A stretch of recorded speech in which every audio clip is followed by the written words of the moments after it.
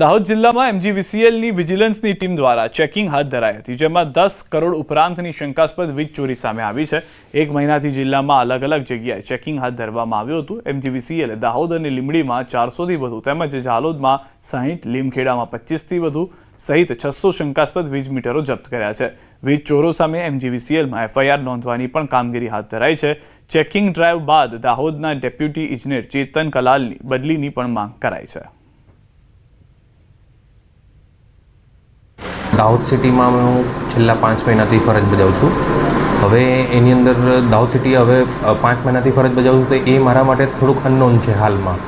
એટલે અને આટલા બધા કેસીસ એકસાથે આવ્યા છે, અને એટલે મેં મારા ઉપલી અધિકારીને રજૂઆત કરી કે આજે આટલા બધા કેસીસ આવ્યા છે, જેના લીધે કાલ ઉઠીને કંઈક બનાવ બને, અનબનાવ બને ઓફિશિયલી કે ગમે તે, તો એના માટે તમે મને બીજી જગ્યાએ ટ્રાન્સફર કરી આપો તો સારું એમ। અત્યાર સુધીમાં લગભગ જે સપ્ટેમ્બર મહિનાની વાત કરું તો રોજે રોજ જે વીજ ચેકિંગ કરવામાં આવે એનું ટોટલ સરવાળો ટોટલ કરવામાં આવે તો એપ્રોક્સિમેટ 900થી 1000 ટીમો દ્વારા રોજે રોજનું સઘન ચેકિંગ કરવામાં આવેલું, અને એમાં ઘણી જગ્યાએ વીજ ચોરી પકડાઈ છે અને મીટરો ઘણા બધા રેપ કરવામાં આવેલા છે। 25થી વધુ જીનોને તાળા વાગી જશે। છોટાઉદેપુર જિલ્લામાં તેમજ મધ્ય ગુજરાતના જીન માલિકો અને સીસીઆઈ વચ્ચે કપાસના પિલાણની શરતોને લઈને જીન માલિકોએ ટેન્ડર ન ભર્યા। હવે આદિવાસી જિલ્લાના ખેડૂતોને બજારોમાં કપાસ વેચવા માટે મજબૂર બનવું પડશે। સીસીઆઈના અધિકારીઓ દ્વારા બનાવવામાં આવેલા નિયમોને લઈને જીન માલિકો પિલાણ માટે તૈયાર નથી, જેથી એમઓયુ ના થતાં કપાસની ખરીદી થઈ શકશે નહીં। ખેડૂત એના એ જ છે, જમીનો એની એ જ છે, અને બિયારણ બી જે કપાસના આવે છે તે એના એ જ છે, તો ઉતારા વધે કેવી રીતે? એટલે બધી પરચેજ એમનો અધિકારી કરે અને જવાબદારી જીનવાળાની, ઉતારો તમારે મેન્ટેન કરી આપવાનો, એ બધું શક્ય નથી। અને એવી રીતે નુકસાન કરવાનું હોય તો એના લીધે જ એના અનુસંધાનમાં જ બધી જીનોવાળાએ મધ્ય ગુજરાતમાં જેટલી જીનો આવે છે ભેગા થઈને એવું નક્કી કર્યું કે આપણે ટેન્ડરિંગ। ધ્રાંગધ્રા શહેરી વિસ્તારમાં ગેરકાયદેસર લાયસન્સ વગર ફટાકડાનું વેચાણ કરતા વેપારીઓ પર તંત્રની રેડ જોવા મળી છે। ધ્રાંગધ્રા પ્રાંત અધિકારીની ટીમે પોલીસ બંદોબસ્ત સાથે શહેરમાં લાયસન્સ વગર ફટાકડા વેચતા અને સંગ્રહ કરતા વેપારીઓને ત્યાં ચેકિંગ હાથ ધર્યું। રાજકમલ ચોકમાં આવેલ વેપારીએ લાયસન્સ ન હોવા છતાં ગેરકાયદેસર રીતે ફટાકડાનો સંગ્રહ કર્યો હતો। પ્રાંત અધિકારીની ટીમે ₹1.5 લાખનો મુદ્દામાલ સીઝ કરી કાયદેસરની કાર્યવાહી હાથ ધરી। લાયસન્સ વગર ફટાકડાનું વેચાણ અને સંગ્રહ કરતા વેપારીઓમાં તંત્રના ચેકિંગને પગલે ફફડાટ ફેલાયો છે। વેચવાવાળી દુકાનો માટે બનાવાયા છે કડક નિયમો। 500 ચોરસ મીટરથી ઓછી દુકાનોને રાહત નહીં, 500 ચોરસ મીટરથી ઓછી દુકાનોને પણ ફાયર એનઓસી ફરજિયાત છે। માપદંડોની તપાસ કર્યા વગર પરવાનો મળશે નહીં, ચેકલિસ્ટનો કડક અમલ કરવો ફરજિયાત રહેશે। તો આગામી દિવાળી તહેવાર પહેલા જ ગુજરાત સરકારના ગૃહ વિભાગે ફટાકડા વેચાણ કરતી દુકાનોને લઈને કડક નિયમો જાહેર કર્યા। ગૃહ વિભાગે તમામ જિલ્લાઓના જિલ્લા મેજિસ્ટ્રેટ અને પોલીસ કમિશનરોને પરિપત્ર મોકલી સ્પષ્ટ કર્યું છે કે હવે ફટાકડાના પરવાના ઇસ્યુ, રિન્યુઅલ અને ઇન્સ્પેક્શન વખતે ફાયર સેફટી એનઓસી ફરજિયાત રહેશે। આ નિયમ 500 ચોરસ મીટરથી ઓછી દુકાનો માટે પણ લાગુ થશે। પરવાના ઇસ્યુ કે રિન્યુ કરતી વખતે આ ચેકલિસ્ટનો કડક અમલ કરવો ફરજિયાત રહેશે। ખાસ કરીને તહેવારોની મોસમ દરમિયાન ફટાકડા વેચાણમાં વધારો થતો હોય છે, અને આવા સમયે કોઈ દુર્ઘટના ન બને તે માટે સરકાર આગોતરી કાળજી લઈ રહી છે। ખેડા વિધાનસભાના ધારાસભ્યએ જાહેર મંચ પરથી જિલ્લા પંચાયતની ચૂંટણીના ઉમેદવાર જાહેર કરી દીધા। હજુ ભાજપ મોવડી મંડળે કોઈ જાહેરાત નથી કરી એ પહેલા જ ધારાસભ્યએ ઉતાવળ કરી નાખી। તેમણે કુકાવટી ગામે એક કાર્યક્રમમાં અગાઉ 345 મતે હારેલા ઉમેદવારને સ્ટેજ પર ઊભા કરીને કહ્યું કે આ વખતે કસર પૂરી કરવાની છે। આ જાહેરાત બાદ ખળભળાટ મચી ગયો છે। આ વલણથી જિલ્લા પંચાયતની ચૂંટણી લડનારા ઉમેદવારોમાં નારાજગી જોવા મળી છે। ખૂબ ઓછા મતોથી ગઈ લોકસભા જિલ્લા પંચાયત આપણા 345 મતથી હારી ગયો તો આપણો કાર્યકર્તા એવા ભાઈ શ્રી દિલીપભાઈ વેલ મોટાલા, બધા તાળીઓથી વધાવજો રે। આ કહર રાખી છે, પાકી કરવાની છે હવે। હા, નાયબ મુખ્યમંત્રી નીતિન પટેલે ગુજરાત ભાજપના પ્રમુખ પદે જગદીશ વિશ્વકર્માની નિયુક્તિને આવકારી। જગદીશ વિશ્વકર્માને નીતિન પટેલે આપ્યા અભિનંદન। આજે જેની ગુજરાતના લાખો કાર્યકરો ઘણા સમયથી રાહ જોતા હતા એવા નવા પ્રદેશ પ્રમુખ શ્રી જગદીશભાઈ વિશ્વકર્મા નિમાયા છે, એમને હું અભિનંદન આપું છું।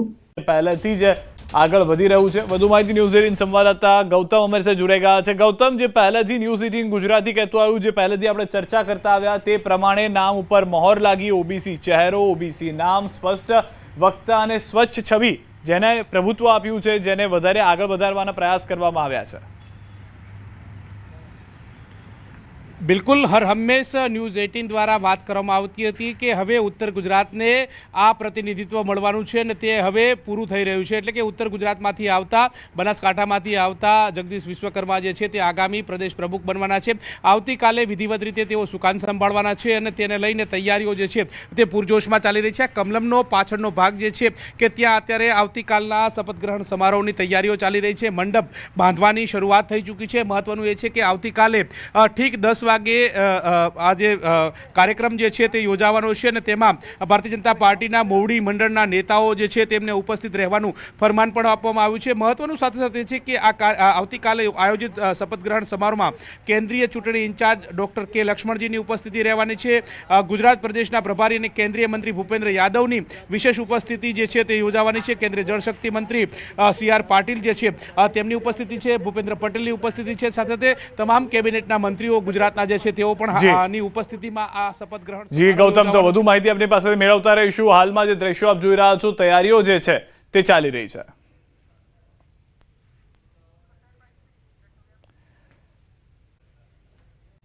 આવતીકાલે ગુજરાત ભાજપના નવા પ્રદેશ અધ્યક્ષનો પદગ્રહણ સમારોહ યોજાશે। પ્રદેશ ચૂંટણી સમિતિ સત્તાવાર રીતે નવા પ્રદેશ અધ્યક્ષનું નામ જાહેર કરશે। કેન્દ્રીય ચૂંટણી ઇન્ચાર્જ ડોક્ટર કે લક્ષ્મણજી રહેશે હાજર। ગુજરાત પ્રદેશ પ્રભારી ભૂપેન્દ્ર યાદવ, કેન્દ્રીય જળ શક્તિ મંત્રી CR પાટીલ રહેશે ઉપસ્થિત।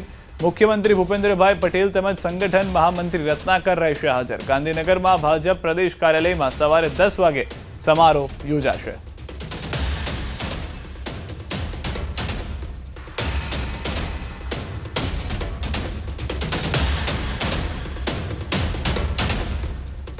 તો પૂર્વ નાયબ મુખ્યમંત્રી નીતિન પટેલે ગુજરાત ભાજપના પ્રમુખ પદે જગદીશ વિશ્વકર્માની નિયુક્તિને આવકારી। જગદીશ વિશ્વકર્માની નીતિન પટેલે આપ્યા અભિનંદન।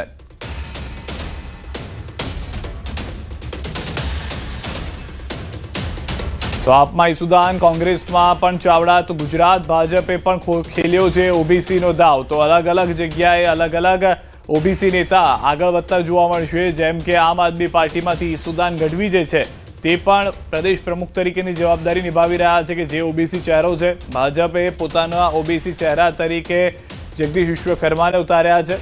શક્તિની અસરના 3 અલગ અલગ દ્રશ્યો મેં આપને બતાવી રહ્યા છે। દ્વારકા, અમરેલી અને કચ્છના। દ્વારકાના દરિયામાં સ્વાભાવિક રીતે કરંટ છે, કારણ કે 200 થી 250 કિલોમીટર દૂર દ્વારકાથી આ વાવાઝોડું જે છે તે સક્રિય થયું છે। શક્તિ વાવાઝોડું આવનાર સમયમાં સાયક્લોન જે છે તેમાંથી સિવિયર સાયક્લોન બની જશે અને ત્યારબાદ તે ગુજરાત તરફ આગળ ગતિ કરતું જોવા મળશે। શક્યતાઓ છે કે જ્યારે તે ગુજરાત તરફ આવતું હશે ત્યારે તે ડિપ્રેશન હશે, પરંતુ તે પહેલા જે અસર છે ગુજરાતમાં જોવા મળી રહી છે। સૌરાષ્ટ્ર, કચ્છમાં પણ વાવાઝોડાની અસર શરૂ થઈ ગઈ છે। પૂર્વ કચ્છના ઘણા ભાગોમાં વરસાદી માહોલ છે।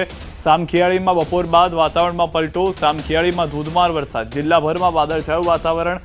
કાલે વાવાઝોડું ગંભીર બને તે પહેલા અસર શરૂ થઈ ગઈ છે। તો કચ્છમાં પણ અસર જોવા મળી રહી છે, જે રીતે સૌરાષ્ટ્રમાં અસર જોવા મળી છે। કેટલાક વિસ્તારોમાં ભારે પવન પણ ફૂંકાયા છે, તો કેટલાક વિસ્તારોમાં માવઠું જે થયું તે ભારે થઈ ગયું હતું, એટલે કે વરસાદની તીવ્રતા જે હતી તે વધારે જોવા મળી। કચ્છથી પણ સમાચાર એ પ્રમાણેના મળી રહ્યા છે। શક્તિ વાવાઝોડું કે જે દરિયામાં જે ગુજરાતના તટીય વિસ્તારોને અસર કરી શકે છે, તે અત્યારના અલગ અલગ વિસ્તારોમાં પણ જોવા મળી રહી છે। ગંભીર બને એ પહેલા અસર શરૂ થઈ ગઈ છે। વાવાઝોડું નજીક પહોંચતા ગુજરાતમાં અસર શરૂ। સૌરાષ્ટ્રના કેટલાક ભાગોમાં વરસાદી માહોલ। અમરેલીના વડિયા શહેર અને આસપાસના ગામોમાં વરસાદ। બપોરે વડિયા શહેરમાં ધોધમાર વરસાદ। સતત 6 દિવસથી વરસાદ પડતા ખેડૂતોમાં ચિંતા। વડિયા, મોરવાડા, હનુમાન, ખીજડીયા સહિતના આસપાસના ગામોમાં પણ વરસાદી માહોલ જે છે તે જોવા મળી રહ્યો છે। તો અમરેલીથી સમાચાર કે જ્યાં આગળ વરસાદ જે છે તે જોવા મળ્યો છે। કયા કયા વિસ્તારમાં વરસાદ છે, વધુ માહિતી ન્યૂઝ 18 સંવાદદાતા રાજન પાસેથી મેળવીશું। જી રાજન। ચોમાસાએ વિદાય લીધી છે, પરંતુ અમરેલી જિલ્લામાં હજુ ચોમાસાએ અડીંગો જમાયો તે પ્રકારે લગભગ છેલ્લા 8 દિવસથી સતત વરસાદ પડી રહ્યો છે। દરરોજ કોઈ ને કોઈ અલગ અલગ તાલુકાઓમાં વરસાદ છે। આજે પણ અમરેલી અને વડિયા તાલુકાઓમાં સારો એવો વરસાદ છે, જેના કારણે મગફળી અને કપાસના વાવેતરને ખૂબ વ્યાપક પ્રમાણમાં નુકસાન થાય। ખેડૂતો આ વરસાદને લઈને ચિંતિત છે। સિદ્ધાર્થ। રાજન, ફક્ત વરસાદ છે કે ભારે પવન પણ જોવા મળી રહ્યો છે? કારણ કે એવું પણ કહેવામાં આવી રહ્યું છે કે દરિયામાં એક શક્તિ નામનું વાવાઝોડું પણ સક્રિય થયું છે. બિલકુલ સિદ્ધાર્થ, કેટલાક વિસ્તારોમાં છૂટાછવાયા એવા ગામો છે જ્યાં ભારે પવન ફૂંકાઈ રહ્યો છે. થોડા દિવસ પહેલા જ દલખાણીયામાં મિની વાવાઝોડું ત્રાટક્યું હતું, જેના કારણે ઊભા પાકનો શોધ વળી ગયો હતો. કેટલાક મકાનોને પણ નુકસાન થયું હતું. આ જ પ્રકારની પેટર્નથી વરસાદ પડી રહ્યો છે. અનેક ગામોમાં પવન ફૂંકાવાના કારણે ખેડૂતોના કપાસ છે તે પણ ઢળી પડ્યા હોવાના સમાચારો મળી રહ્યા છે. જી સિદ્ધાર્થ. આભાર સમગ્ર માહિતી બદલ. તો અમરેલીની અંદર હાલમાં પરિસ્થિતિ એ છે કે અલગ અલગ વિસ્તારોમાં વરસાદ જોવા મળી રહ્યો છે. પ્રમાણેનો જે રૂટ છે તે પ્રમાણે આખો આ રૂટ જુઓ કે જેની અત્યારના ગતિ જે છે તે 72 કિલોમીટર પ્રતિ કલાકની ઝડપથી પવન ફૂંકાઈ રહ્યો છે તેવું કહેવામાં આવી રહ્યું છે. ત્યારબાદ સમય જતા જતા શનિવારની આસપાસ જે છે તે દરિયામાં જ અહીંયા આગળ આપ જોશો દ્રશ્યની અંદર તો જોવા મળશે કે દરિયામાં વધુ આગળ જતી જોવા મળી રહી છે. અને ત્યારબાદ રવિવારનો સમય છે બપોરના 12 વાગ્યાનો અને સોમવારનો રાતના 12 વાગ્યાનો સમય, એટલે આ પકડીને ચાલો કે રવિવારના જ રાતના સમય સુધીમાં આ જે પવનની ગતિ છે તે એકદમ વધીને આગળ જતી જોવા મળશે. આજે આખું વાવાઝોડું જે શક્તિ તેનો આ નિર્ધારિત રૂટ જે છે તે IMD તરફથી બતાવવામાં આવી રહ્યો છે. IMD પ્રમાણે આ રીતની પરિસ્થિતિ હોઈ શકે છે. ગુજરાત જે છે તે અત્યારના અહીંયા છે અને ગુજરાતથી દૂર દરિયાની અંદર આ જે શક્તિ વાવાઝોડું છે તે બની ચૂક્યું છે. ત્યારબાદ તે સિવિયર સાયક્લોન બનશે, એટલે કે વાવાઝોડામાંથી સિવિયર સાયક્લોનમાંથી સિવિયર સાયક્લોન બનશે. હવે અહીંયા આગળ જે IMD 2 થી 3 દિવસનું અનુમાન આપી રહ્યું છે તેની સાથે સાથે અમે ECMWF વેધર મોડેલ પણ જોઈ રહ્યા છે કે જેનું અનુમાન આગામી 2-3 દિવસથી પણ વધુ જોવા મળી રહ્યું છે. કઈ રીતે તો એ જણાવું તો આપે જે જોયું તે પ્રમાણે મંડે સુધીમાં અહીંયા સુધીની આગાહી છે કે આ જે વાવાઝોડું જે છે તે અહીંયાથી આગળ જઈ અને પછી દરિયા કિનારામાં આવે તે પહેલા દરિયા પાસે અંદર જ આપ જોશો અહીંયા આગળ આ અત્યારના વાવાઝોડાની પરિસ્થિતિ છે જે આગળ જઈ અને મારે છે યુટર્ન. સોમવારે તેનો યુટર્ન જોવા મળી રહ્યો છે અને ત્યારબાદ સ્વાભાવિક રીતે જ આ વાવાઝોડું જે છે તે નબળું પડી જશે. આગળ જેમ જેમ સમય જશે તેમ તેમ ડિપ્રેશન જોવા મળી શકે છે. હજી તે કહેવું થોડું વહેલું છે, પરંતુ તે યુટર્ન મારી અને અહીંયાથી આપ જોશો તો આ ગુજરાતના દરિયા કિનારાના વિસ્તારો અને 9મી તારીખ સુધીમાં તે યુટર્ન મારી અને ગુજરાતના દરિયા કિનારાના વિસ્તારોની ખૂબ જ નજીક આવી જશે. જે શરૂઆતનો પોઈન્ટ હતો તે ફરી એક વખત ફરીને ત્યાં આગળ આવી રહ્યું છે. માનવામાં તેવું પણ આવી રહ્યું છે કે વાવાઝોડું જે અહીંયાથી પાછું આવી રહ્યું છે તો શક્યતાઓ છે કે પેલી તરફ જે છે તે ઓમાન તરફ એક એન્ટી સાયક્લોન હોય જેના કારણે આ ધક્કો વાગી રહ્યો છે અહીંયાથી અને તે ફરી અને પોતાના જે નિર્ધારિત રૂટ ECMWF વેધર મોડેલ બતાવી રહ્યું છે તે પ્રમાણે અહીંયા દ્રશ્યમાં આપ જોશો તો તે ત્યાંથી ફરી અને પાછું આવી રહ્યું છે અને સોમવાર મંગળવાર થતા એમ કરતા ગુરુવાર સુધીમાં તે ગુજરાતના દરિયા કિનારાના જે વિસ્તારો છે તેની ખૂબ જ નજીક પહોંચી જાય તે પ્રમાણેની પરિસ્થિતિ જોવા મળી રહી છે. વાવાઝોડા અંગે ખૂબ મોટા સમાચાર. 24 કલાકમાં વાવાઝોડું ગંભીર બનવાની સંભાવના છે. ગુજરાત નજીક સર્જાયું છે શક્તિ વાવાઝોડું. દ્વારકાથી 250 કિલોમીટર દૂર સર્જાયું છે વાવાઝોડું. દરિયામાં પવનની ગતિ અંદાજે 65 કિલોમીટર પ્રતિ કલાકની. 24 કલાકમાં ગંભીર વાવાઝોડું બનવાની સંભાવના. 125 કિલોમીટર પ્રતિ કલાકે પહોંચી શકે છે પવનની ગતિ. હવામાન વિભાગે આપી જાણકારી. હાલ તે પશ્ચિમ, દક્ષિણ, પશ્ચિમ દિશામાં ગતિ કરશે. पिछले आधे घंटे में ही IMD ने घोषित किया है कि जो डीप डिप्रेशन है वो अभी साइक्लोन शक्ति बन चुका है और अगले 24 से 48 घंटे में ये अभी धीरे धीरे दक्षिण पश्चिमी दिशा की ओर जाएगा, यानी कि गुजरात से दूर जाएगा और इसके कारण अगले 2 दिन गुजरात में ज़्यादा बारिश की संभावना नहीं है. छुटपुट जगह पे हल्की से मध्यम बारिश हो सकती है, लेकिन उससे ज़्यादा ऐसे कोई भारी बारिश की संभावना नहीं है. और साथ ही साथ क्योंकि ये गुजरात से दूर जाने वाला है मध्य अरब सागर तक, तो पवन की स्थिति भी ज़्यादा कोई ऐसी खतरनाक स्थिति नहीं बनने वाली है गुजरात के तटीय इलाकों में.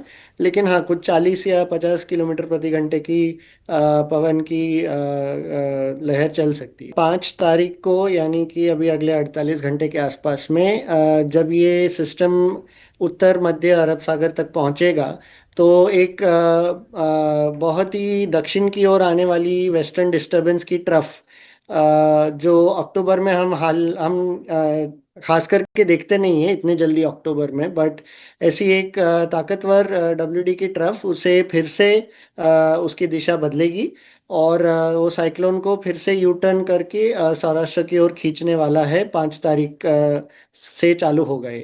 तो जब ये चालू होगा तो 6-7 तारीख के आसपास तक भले ही सिस्टम साइक्लोन नहीं रहने वाला है, एक डिप्रेशन के रूप में फिर से सौराष्ट्र की ओर 7 तारीख तक पहुंच सकता है।